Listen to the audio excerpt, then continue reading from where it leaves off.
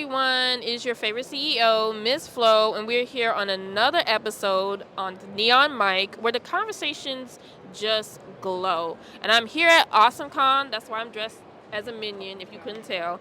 But I just happened to stumble across this comic book artist, and I've seen your stuff online.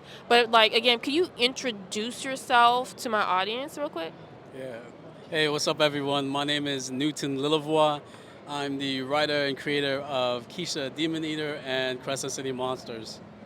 And I just would stop me because I saw this black woman with her afro puffs and just bloody fighting demons. It was like, oh wait a minute, this might be my alley right here. So I pulled over to stop, and the just you had me preview the pages and look through it. I got the grayscale copy, by the way, and it looks stunning because I'm a fan of Sin City. So I really like that aesthetic. And first of all, it's drawn beautifully, but can you tell us what is the story about? Yeah, it follows a 16-year-old Kisha. She and her friends are out ghost hunting, and they accidentally release a demon. And when they do that, Kisha gets possessed by that demon, and a demon hunter comes after her and almost kills her. So her family sends her to an aunt who knows how to exorcise demons. And when she gets to the aunt's town, she realizes that the town is full of supernatural monsters, and she actually needs her demon to survive. So the very thing that she's trying to get rid of is the thing that's going to keep her alive. Oh wow! And see, that's how all the ghost stuff starts. It's like you and your friends, you start playing with that Ouija board, and then you try to, and then this type of thing just happens. You gotta learn to say no to peer pressure, and just no to the supernatural. It's not for everybody, but I mean, this. I feel like her being possessed by a demon, but yet kind of honing in on it. Is that more metaphorical? Yeah, there's gonna be a lot of deep personal things with it because the idea of having a demon inside of you and things that you need to actually address in your life is gonna be sort of like a metaphor for it. The demon inside of her plays a lot of mind games with her, and so she has some issues with her father that the demon kind of plays on, and so it's gonna be not just a physical fight, but also a mental fight in terms of battling that demon. That's very interesting. So, how did you come up with this character in this whole story?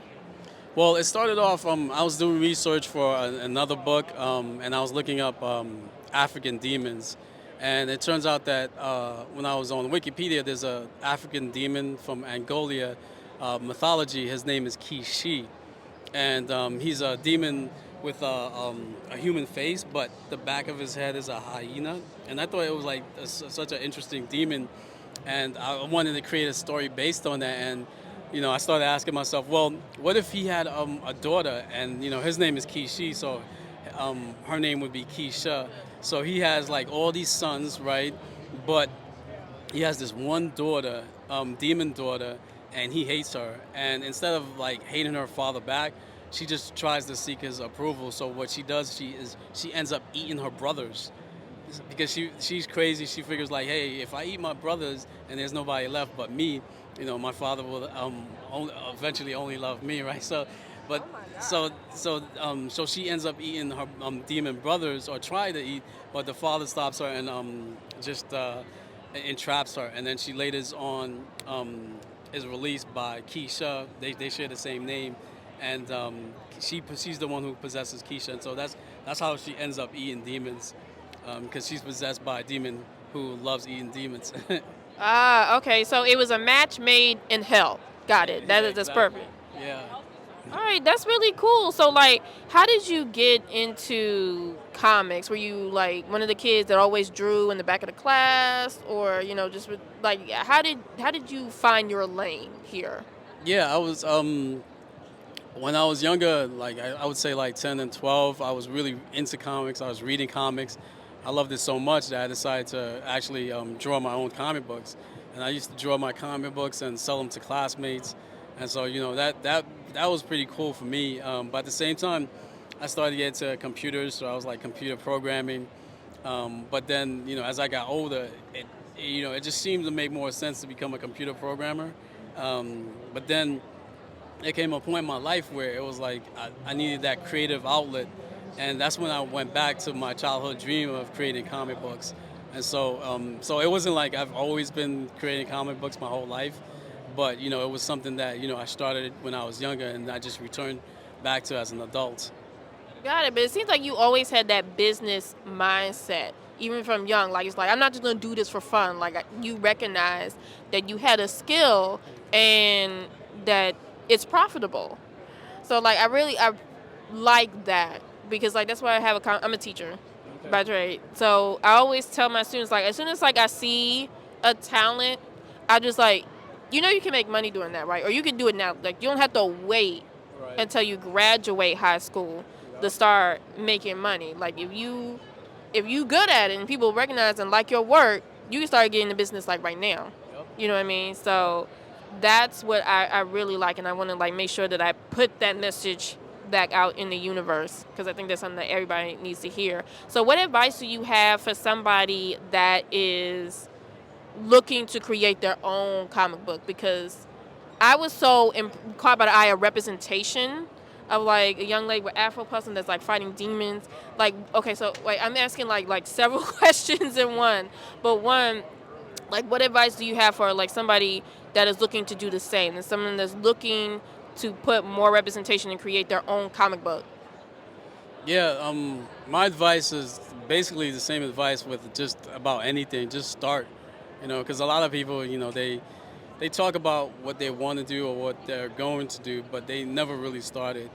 And they'll always find some kind of excuse for it, and not to say that everything's easy and that you can start whenever you want to, because there are some limitations to starting, but just do something.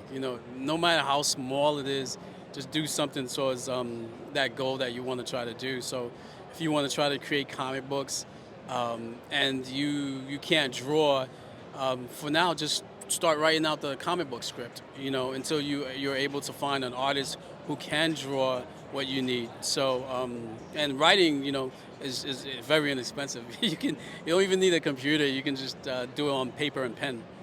So there's no real excuse to just start on the path of what you're doing, because like I said, a lot of people, they just keep the ideas in their head and they never actually execute. So for me, that's the biggest advice I would give. Just start, take that first step, no matter how small it is, towards the direction that you want to get to. All right, but just do it. This is it's that simple. Just go ahead and do it. There's no fear, no hesitation. Like you are stopping yourself. Why? It's no point. Also, I hear an accent. Are you from New York?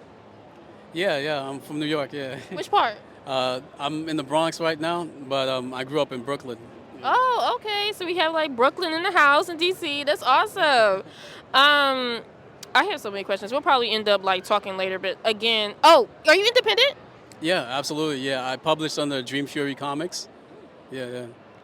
Oh, that's awesome. So like you're self-made. You build yourself up, and it seems like you already have a strong following. Like people are coming up and complimenting you. Like it seems like you're getting the recognition in your flowers now.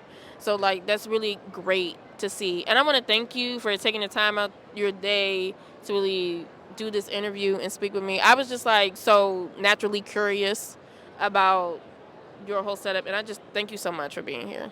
Yeah, well, thanks for the interview. Yeah.